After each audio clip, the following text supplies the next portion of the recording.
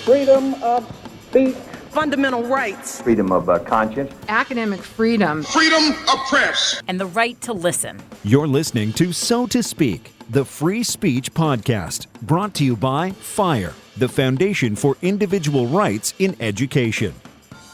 Welcome back to So to Speak, the free speech podcast, where every other week we take an uncensored look at the world of free expression through personal stories and candid conversations. I am your host, Nico Perino.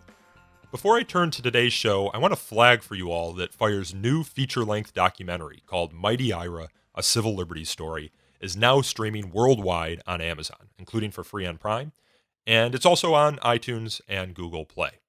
You will recall that 2 weeks ago we released a So to Speak episode with the film's main subject, Ira Glasser, who ran the ACLU from 1978 until 2001. Mighty Ira is a story about why protecting free speech is important, even in the most extreme cases, like when neo-Nazis want to rally in a town full of Holocaust survivors. But along the way, Mighty Ira also explores themes of friendship, talking across lines of difference, baseball, and pivotal moments in American history that still shape our world today. Glenn Greenwald of The Intercept said, if you're someone who doubts the mission of defending free speech, even for toxic reactionary groups, this film is vital. The Hollywood Reporter said Mighty Ira is a warm portrait that poses ever-urgent questions. I hope you will take 98 minutes to watch the film, and if you enjoy it, please consider dropping it a review on Amazon, IMDb, or wherever else you watch it. Either way, we'd love to hear what you think by dropping us a line at sotospeak@thefire.org. Again, the film is streaming on Amazon, iTunes, and Google Play, and is available in most markets across the world. Okay, now, for today's conversation, we turn to another documentary. This one, a 3-part PBS television series where the United States Constitution is the subject. The documentary is called A More or Less Perfect Union, a personal exploration by Judge Douglas Ginsburg, and it explores the most contentious issues in American history and today through the lens of the United States Constitution. In my opinion, it's the best visual lesson on the Constitution that I've ever watched, and its host and our guest on today's show is Judge Douglas H. Ginsburg.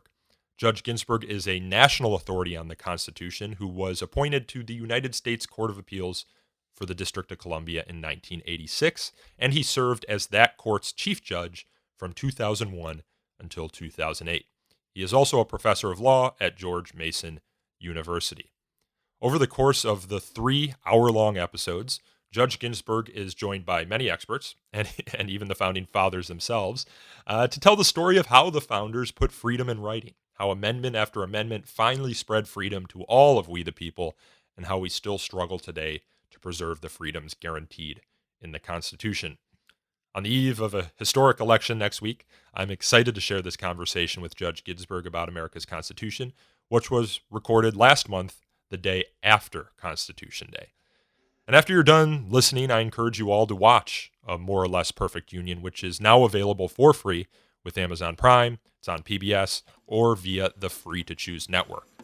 Now, I bring you Judge Ginsburg's masterclass on the United States Constitution. All right, Judge Douglas Ginsburg, thank you for coming on the show. Oh, thank you, Nico. Appreciate it. So yesterday was Constitution Day. We are going to be talking about the Constitution today.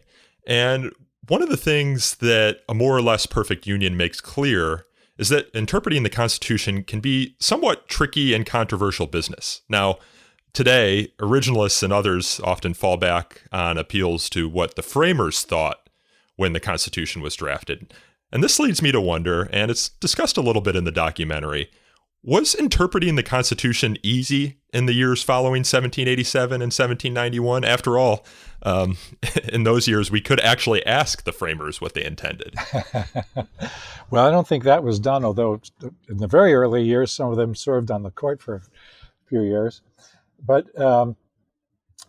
interpreting the Constitution, I think, was much more of a disciplined craft that we inherited really from the English legal tradition and refined for 150 years as colonies, so that it was not something that was so controversial as it is today.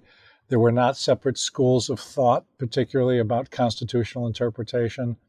over the years, that's changed, and now there's really a school of thought that associated with the so-called living Constitution that, in my view, really takes interpretation to the point of revision and authorizes judges to revise the Constitution in order to meet contemporary circumstances as the judges see them. And of course, the framers had provided Article 5 a process for amending the Constitution.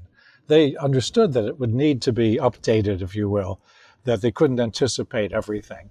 And it has been amended by that Article 5 process 27 times, although the first 10, now known as the Bill of Rights, came immediately in the 2 years after the signing of the Constitution, or the ratification, I should say. But another 17 times since then, dealing with things that were thought to be so terribly important that it really could command 2/3 of the states to agree, a majority in each house of Congress. And so that is an onerous process, but it was meant to be. And what we're finding now is the Supreme Court, willing to effectively amend the Constitution under the guise of interpretation. And every so often this happens in some matter that's terribly important, and the public learns about it or gets riled up about it, as though it were a bolt from the blue and not something that's happening on a more or less regular basis and something that we should be concerned about all the time. So Marbury versus Madison was kind of the case that determined that the Supreme Court, and I'm not a lawyer, so I'm going on recollection here, kind of is supreme in interpreting what the Constitution's intention was when there is a dispute. Is that correct? Well, I think it's in retrospect, you might see it that way. It was not regarded as an enormously important case at the time. It was regarded as somewhat political because if you remember the facts, Secretary of State Madison had failed to deliver the commission Marbury was given a commission or a nomination and approved to be a low-level magistrate in the District of Columbia. He didn't get the commission, wasn't sworn in before the change of the administrations in March, and so he sued the new Secretary of State Madison to deliver his commission. And the actual holding in the case is that the Supreme Court did not have jurisdiction because this kind of case didn't come within the constitutional description of the kinds of cases it could decide. The upshot was, though, that it was a blow in the constant battle between Federalists and Anti-Federalists at the time. Okay, but it was not a case that established supremacy, let's say, in interpreting the Constitution. That really comes along only in about, I think, the 1960s, maybe even 70s. So there were instances in which the executive did not acquiesce in the Supreme Court's interpretation. President Jackson defied the court in one case, saying they've made their order, where are their troops, something like that. When President Eisenhower was called upon to enforce the Supreme Court's decision on school desegregation this was in Arkansas in the probably the late 50s.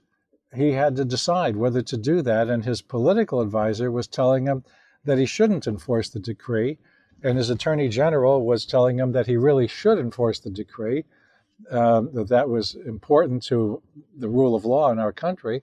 And of course, the president did just that, and sent in, federalized the National Guard to enforce that decree and desegregating the schools in Arkansas. So it's really around then and shortly thereafter that we have sort of gotten accustomed to the idea that the Supreme Court is the final word on the meaning of the Constitution.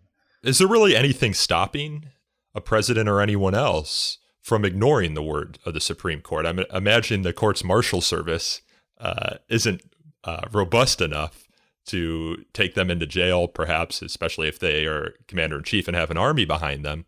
the court issues judgments, which are just a piece of paper telling somebody what to do or not do, and does not have the capacity to enforce its own judgments.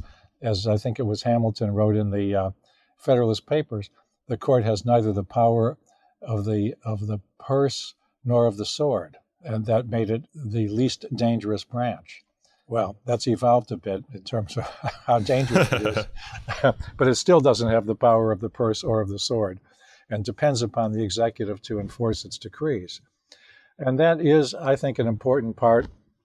The executive's sense of obligation to do so, I think, is an important part of the rule of law as we know it in this country. It really hammers home the point that the Constitution is just a parchment barrier. If folks choose to ignore it, there's, in many ways, nothing standing in their way. Well, that's right. And when that's happened, we've historically had a public that was imposed enough discipline by rejecting the idea of Congress or the executive disregarding the courts. But I'm worried, frankly, that today we have so many people who've been graduated from high school, say, in the last 20 years, who have never had a civics course, who may never have had a course in American history. And without a reasonably informed electorate and an engaged electorate, a democratic republic just can't survive very long. So Benjamin Franklin, after the signing of the Constitution, or after the document was complete, he said, "I confess that there are several parts of this Constitution which I do not at present approve, but I'm not sure I shall never approve them." There was a lot of debate at the Constitutional Convention, a lot of disagreement. In many ways, it's a compromise document. What would you say were the main sticking points between the delegates in drafting the Constitution? Well, I think there were three, and two of them were compromised with more or less success. I mean, there's a reason for calling this series a more or less perfect union. The two that really emerged most clearly in the debates were the question of, one was the question of how the states would be represented in the new Congress. In the Constitutional Convention, each state had a vote. There were 13 votes. In the previous Continental Congresses, that was also true. And that was a possibility.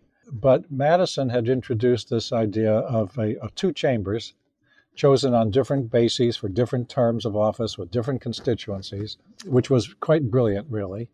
And I think that was widely and quickly accepted. But the question then became how to determine representation in the House of Representatives.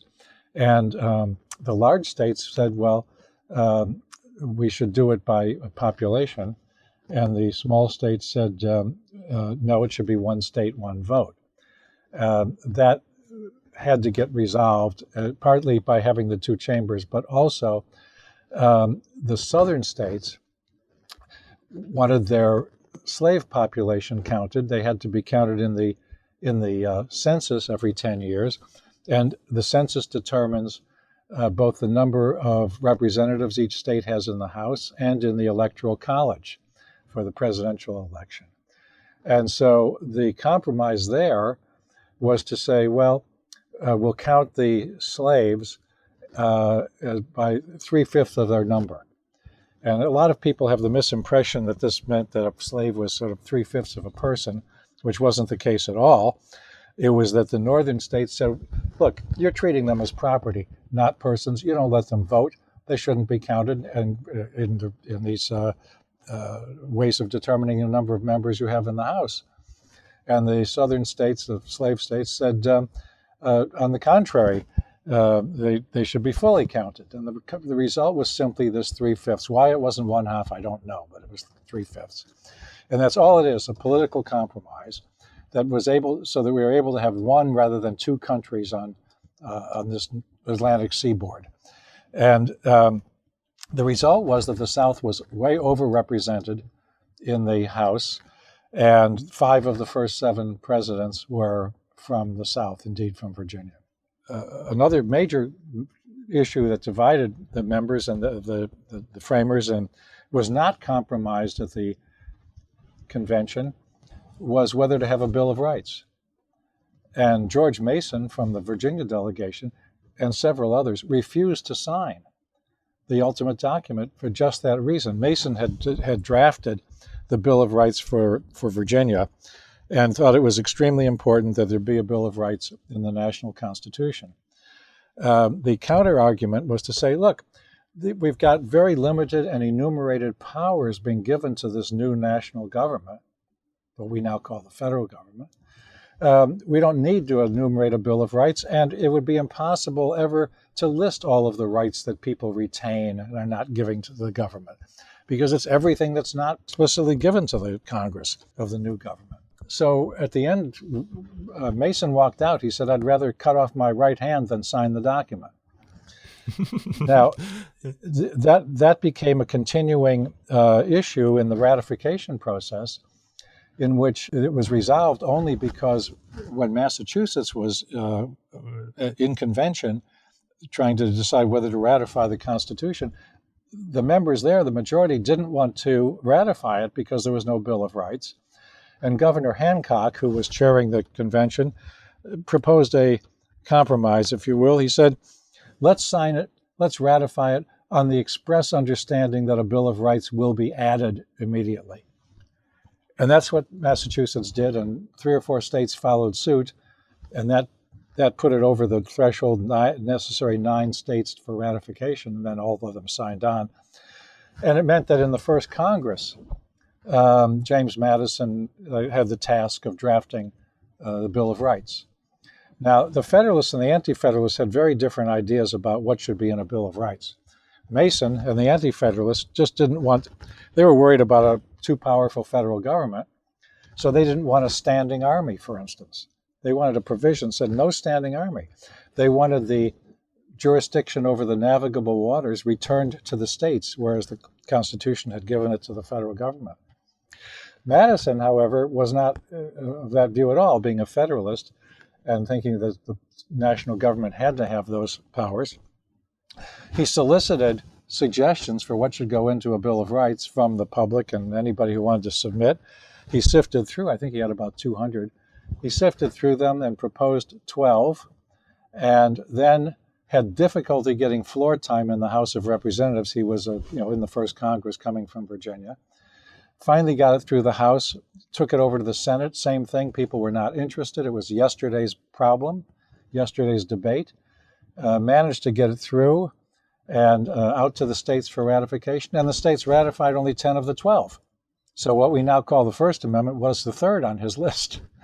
Yeah, people often get that wrong. They say that, well, the First Amendment is the most important amendment, that's why it's first. And no. There were 2 before it that didn't get ratified, We just got lucky that it's the first. It is the most important in a way, because it has so much in it. Freedom of speech, freedom of the press, freedom of religion. These are freedom of assembly. These are terribly important, and I'm sorry to say, but for most people, that's all they know about the Constitution. Yeah. Many Well, of our fellow citizens have not read it, let alone been instructed in it, taken a course in it, and really have no idea what's in it. yeah, I want to get to the First Amendment, but before we do, I want to ask you about this Federalist, Anti-Federalist Bill of Rights debate.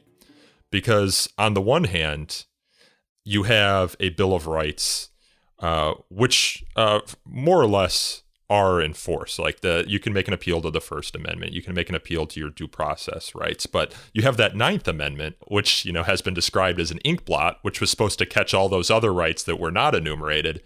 That doesn't really do much of anything. It's never been used by the Supreme Court, not once.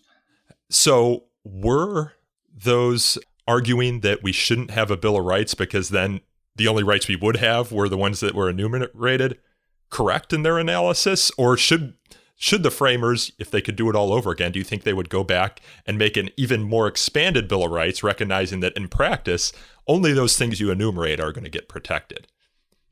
All right. First of all, I just don't want to let it go without comment. You say, well, we've got those rights are secure. You can always rely on it. Well, yeah. So, I do First Amendment work. So I think they're always at risk, frankly, and now in particular. But it's clear that those Yeah. are rights to which you can appeal because Yes. there's at least something like them written down. Right. So the Bill of Rights didn't play any role in our national life really until the period around the First World War. There were no First Amendment cases until then. The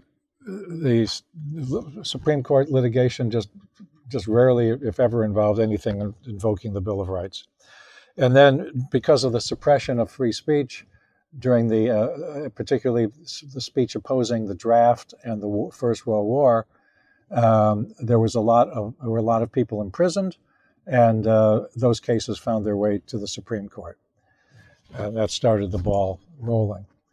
So I think it was 1931 in Neer versus Minnesota was the first time that a state law was held unconstitutional under the First Amendment. And indeed, we have a provision in the First Amendment prohibiting the establishment of a religion, but there were established churches in a few of the states, and in Virginia, in my state, what had been the Anglican Church was the established church until about 1819, something like that. Now, that didn't mean that people had to attend, far from it, but they were taxed to support it. And that was never litigated, as far as I know, never challenged. So what would the framers do in light of what happened? Well, there was a correspondence between Jefferson, who was off in France, and Madison, who was living through this whole debate. And initially, Madison was against a Bill of Rights and prevailed in the kind of convention not having a Bill of Rights. He was then, when he ran for the first Congress from Virginia, he was gerrymandered into an anti-federalist district. So he had to follow through with a Bill of Rights. But the anti-federalist ideas of rights were very different, as I was suggesting, things like no standing army. So he did sort of a bait and switch. But in his correspondence with Jefferson, he said he'd changed his mind.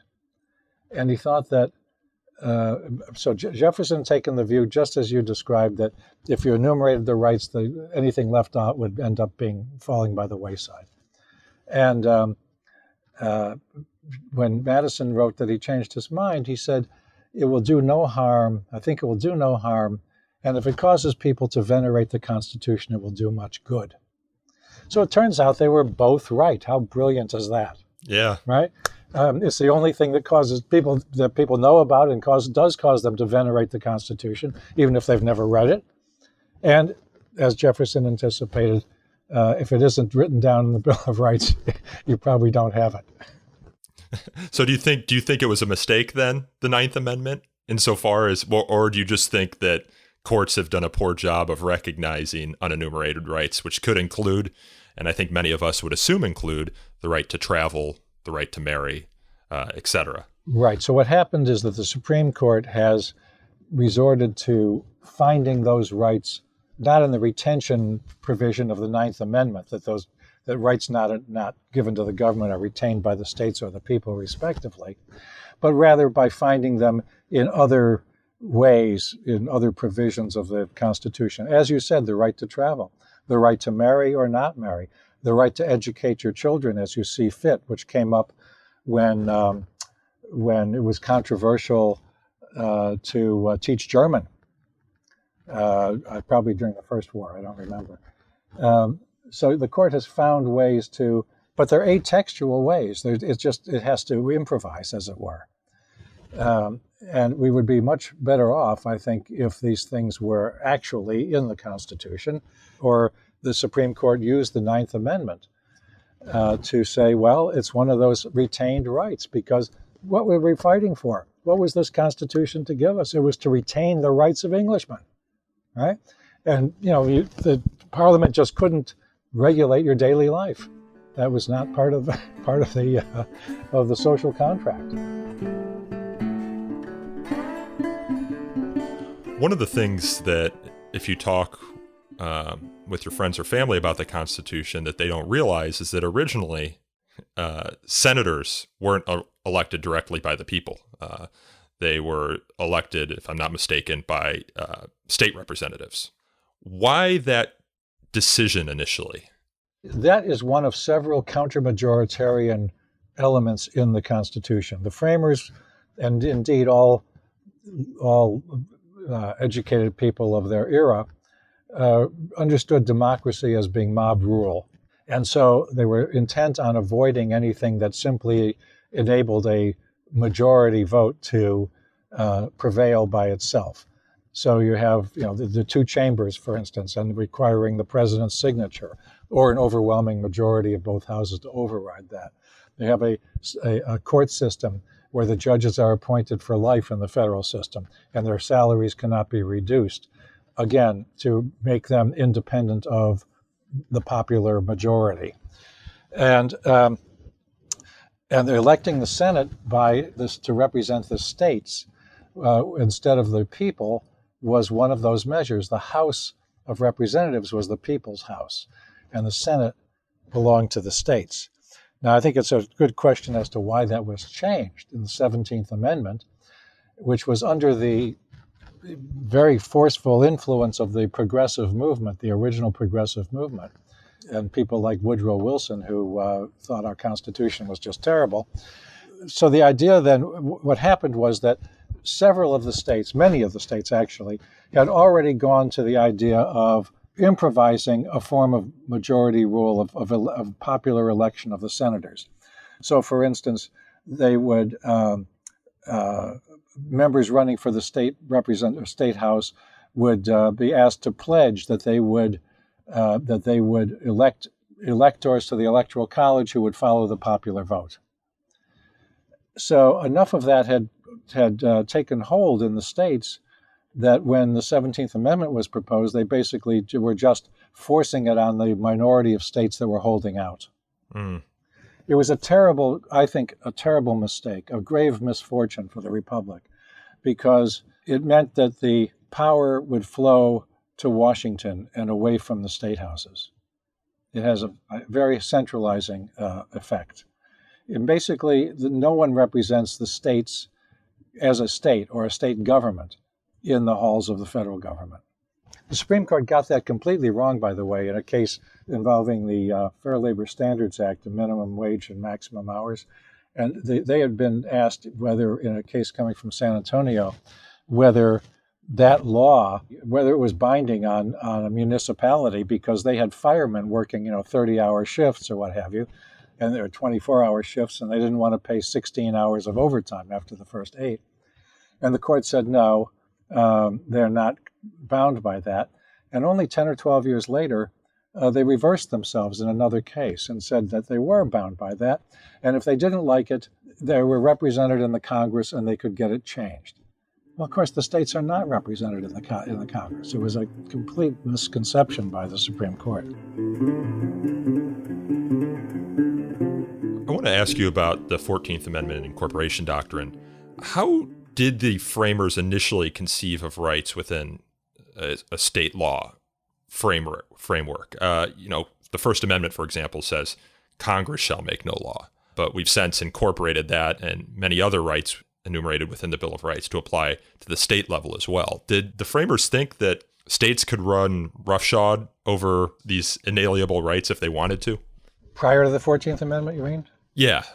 Well, I'm not sure I would put it that way, but it was up to the states as sovereigns with the only requirement in the Constitution was that the states maintain a Republican form of government. And as long as they had a Republican form of government, they could do what they wanted to do.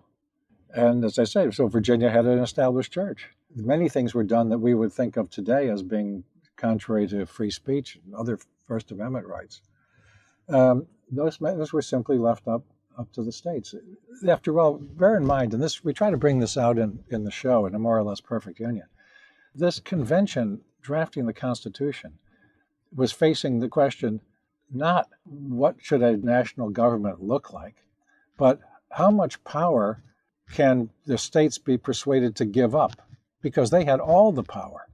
During the Revolutionary War, the federal government could not, or to the extent there was one, the Continental Congress, could not levy a tax, could not support an army. They had to rely on the states to do that. So you need to sort of have an historical imagination to recreate in your mind what the world was like, because it's so different from our world today. Yeah, I want to ask about the Articles of Confederation then, which preceded our Constitution. Did these contain a Bill of Rights analog, or was it even more deferential to the states? Well, I know it was, but Oh yes, absolutely. I mean, it didn't give the federal government any substantial powers. It was really more like a treaty of friendship among the 13 sovereign states, and didn't create a national government worth its name. It simply created the constitutional Continental Congress, but they had only such powers as the states would allow them. And as I say, even during the War of Independence, that was the problem. That was the prevailing governance. So the First Amendment, that's obviously the work I do at the Foundation for Individual Rights and Education in a more or less perfect union. And by the way, I know you've seen the show, so your listeners should know that Alan Kors, our co-founder, is an important commentator in the show. I should also note that you interview one of my other colleagues, Clark Neely, who I used to work at the Institute for Justice. And so I worked with Clark on some of the cases that are actually discussed in the show. If we're talking about the First Amendment, the tour guide licensing regime that Savannah, Georgia had. Right. And by the way, my court here held that the same scheme was a violation of the First Amendment. And that's when the City Council of Savannah gave up. So for our listeners who haven't yet watched the show, and I hope after this interview will, the city of Savannah essentially had a licensing scheme for those who essentially wanted to tell stories for a living. Not only did you need to have your business license, but you also needed to take a test about Savannah history and pass that test in order to give licensed tours. But the test in many ways had no connection to what a lot of these tours were actually about. A lot of these tour guides gave ghost tours. The city of Savannah did not test them on ghost stories. And that first case in the District of Columbia, which also had a licensing scheme, was kind of the one that paved the way for the Institute for Justice, which litigated a lot of these cases to challenge other laws in other cities. And many of them have been struck down. Savannah, District of Columbia, and lo and behold, the sky has not fallen. But you talk a lot in A More or Less Perfect Union about some of the restrictions that we've seen in American history on freedom of speech. There's the Savannah example was meant to bring home that it's not just the federal government that is anxious to or inclined to invade people's rights. It can happen right in your local community, either or at the state level. It's the nature of government that the politicians want more authority or power, as we might call it, and if they get more power, you have less. So the First Amendment begins, Congress shall make no law. Right. And you discuss in the documentary, shortly after Congress made this law, enumerated this right, you had the Alien and Sedition Act, which imprisoned dissenters to John Adams' administration. That's right. And as soon as Jefferson was elected, they were all released. They were repaid their fines. Their convictions were erased. But our modern First Amendment jurisprudence didn't really emerge until the 20th century. So I wonder, and I know there's a lot of scholarly debate about this, what did the framers actually mean when they said Congress shall make no law? I mean, you have the Alien and Sedition Act, and it wasn't until the 20th century that you got the robust protections that we know of today. So if you're looking at it from a originalist perspective, trying to determine what the First Amendment actually meant, have we gone beyond the originalist interpretation, or was the First Amendment really never effectuated in the way that the framers intended it should be? The First Amendment, with the speech provision in particular, has always been a bit of a conundrum. It says, as you quoted it just a moment ago, the Congress shall not abridge, right? Not abridge the right of free speech. Well, that implies that whatever it was then could not be contracted. right, by in any way. Well, what was it then? What was it in 1789 or 1787?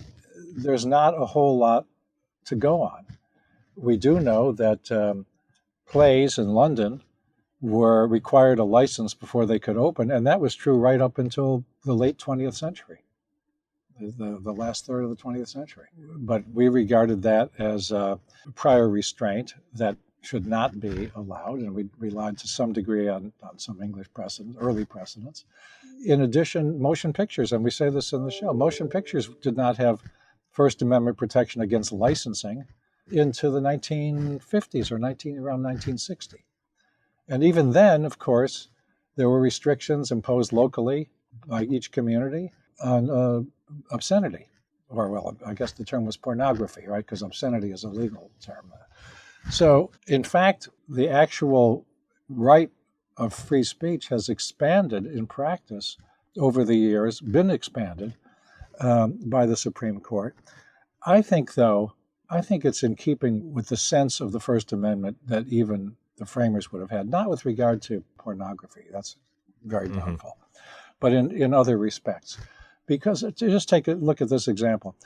Free speech, does that include writing letters? Could you be fined or imprisoned for things you wrote in a letter? Well, clearly, that was within the contemplation of speech. So it's not speaking out loud in some oral presentation.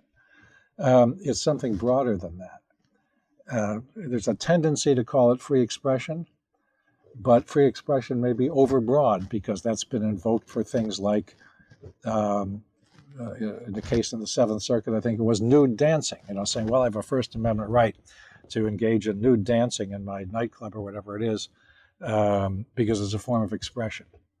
Well, expression and speech and expression are not the same. Speech is a little bit narrower than expression, but it's certainly a lot broader than what I say out loud or write in a letter. Earlier on this podcast, many years ago, I interviewed a professor at NYU, Stephen Solomon, who wrote a book called Revolutionary Dissent, and he kind of weighed into this argument and argued that if you just look at the sort of expression that colonialists were engaging in immediately before the Constitution was drafted, and especially during the Revolutionary War and before the Revolutionary War, you kind of see echoes of this sort of expression that we deem protected today. The gathering around liberty poles, the pamphleteering, the robust discussion in newspapers, the criticizing elected officials. For me, in fifth grade, my first introduction to the First Amendment was we put on a play on the trial of John Peter Zenger. And so he argues that if you just look, ignore what the legal arguments would have been, just look at what colonialists were doing, and you can kind of infer from that what sort of expression they might have expected would be protected. And he argued that that sort of expression was fairly robust. Well, and the fact is that today, the Supreme Court gives the absolute highest protection to political speech. Correct. That's why various election campaign finance laws have been held unconstitutional. There's just no doubt that political speech is at the heart of the First Amendment. It was at the heart of what the framers were thinking about and what they cared about. Because political speech is essential, free political speech is essential to having a free government, or a government of free people, I should say. We kind of touched on this earlier, but I want to put the question to you more directly. What changes do you think our Constitution would have if the framers saw how it was exercised today and could change it? I think that what they would do is say, how could we have been more clear? How can we rephrase what we did so as to preclude some of the major departures that we've seen occur in the 20th century, really, where the Congress has done things that are not authorized and the Supreme Court has acquiesced in them. The most important is probably the way in which the separation of powers has been undermined. James Madison said that to combine these powers, the legislative, executive, and judicial, in one hand is the very definition of tyranny. Well, now Congress has created these administrative agencies. They're part of the executive branch. It's delegated to them the lawmaking authority. So they make regulations that have the force of law. There are about 18 of those for every one passed by the Congress. They enforce those regulations, an executive function, and then they judge whether you violated their regulations, a judicial function. So viewed at that level, it is a tyranny. Now, if you are fortunate enough to have time and money that you can appeal their decision to a real court with federal judges who have life tenure, well, then you can correct their excesses. But how many people have the resources to do that? As a practical matter, those agencies are exercising all three functions and getting away with it time and time again, every day. Who do you think is the most underrated delegate to the Constitutional Convention? George Mason. Why so? Well, because he really made having a Bill of Rights a matter of principle. He was instrumental in having one for Virginia, which became a model for the United States. And he's rarely mentioned. Unless people study this area, they don't hear about him. They don't hear of him as one of the framers. Another would be Gouverneur Morris, and this comes up in the show, as you know. Yeah, you talk about both of them, yeah. But with respect to Morris, after everything was agreed, what would be in the Constitution, it was submitted to the Committee on Style for the final expression of those ideas. And it was Morris, as Joseph Ellis, the historian, says in the show, when you read the Constitution, you're reading Morris.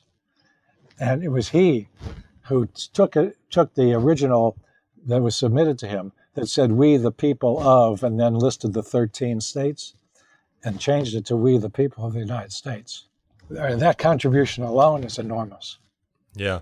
And I'm realizing we're running out of time here. So a last question, I could go on for hours with you, but last question here, aside from your documentary, of course, what are the best resources for learning about the history behind the drafting of the Constitution? Would you argue they're the Federalist and Anti-Federalist papers? What should people read? Well, the Federalist papers for sure. The Anti-Federalist papers are collected in another volume would be a very useful and important supplement. There's a wonderful book called From Parchment to Power by Richard, I'm sorry, I can't remember his last name, starts with a W. I'll find it and put it in the show notes for our listeners. Okay. And that's about the drafting process, particularly with regard to the Bill of Rights. So I think those would be a great start for anybody. Well, Judge Douglas Ginsburg, thank you so much for coming on the show, and I hope our listeners will go and check out A More or Less Perfect Union, which is available on PBS and also now on Amazon Prime. It is, and Nico, if I may, it's also available streaming free from freetochoosenetwork.org/Constitution. Yeah, I saw that. All you have to do is put in your email address and you get it that way. Yeah. For free. Yeah. So thanks, Judge. If we had more time, I'd ask you about clerking for Thurgood Marshall. I'd ask you about political factions and political parties, but we'll have to save that for another time. Let's do it another time. Thank you, Nico. All right. Thank you. Bye. That was Judge Douglas H. Ginsburg, and the television series is called A More or Less Perfect Union, a personal exploration by Judge Douglas Ginsburg, which is available to stream now for free on Amazon Prime and the Free to Choose network. It's also available for PBS subscribers. And if you're looking for another good documentary about your rights, particularly your right to free speech, check out the documentary I co-directed and co-produced with my colleagues Aaron Reese and Chris Maltby called Mighty Ira, A Civil Liberties Story, which is also now available on Amazon, and it's also available on iTunes and Google Play. This podcast is hosted, produced, and recorded by me, Nico Perino, and edited by Aaron Reese. You can learn more about So to Speak by following us on Twitter at twitter.com/freespeechtalk or liking us on Facebook at facebook.com/so-to-speak-podcast. We take feedback by email at so-to-speak@thefire.org. And if you enjoyed this podcast, it'll be good for you and better for us if you please consider leaving us a review on Apple Podcasts or Google Play. They help us attract new listeners to the show. And until next time, I hope you enjoy A More or Less Perfect Union and Mighty Ira. Thanks again for listening.